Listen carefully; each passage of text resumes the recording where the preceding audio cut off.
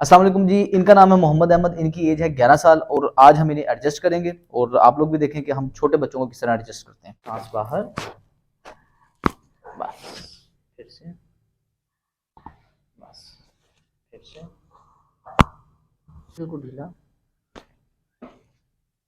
मोहम्मद अहमद का जो बैग है वो कम अज़ कम भी 20 किलो का है और इतनी छोटी एज में इतना ज़्यादा स्पाइन में कंप्रेशन रहने की वजह से हमारी एक तो ग्रोथ के इश्यूज हो सकते हैं, दूसरे नंबर पे हमें जनरल वीकनेस, स्टिफनेस, अकड़ाव, इस तरह के मामला हो सकते हैं। तो ये जनरल एडजस्टमेंट से हम इनकी स्पाइन में डिकम्प्रेशन पैदा कर रहे हैं। ढीला, बिल्कुल ढीला, तरफ बिल्कुल नरम, बिल्कुल नरम, बस ढीला ढीला ढीला ढीला।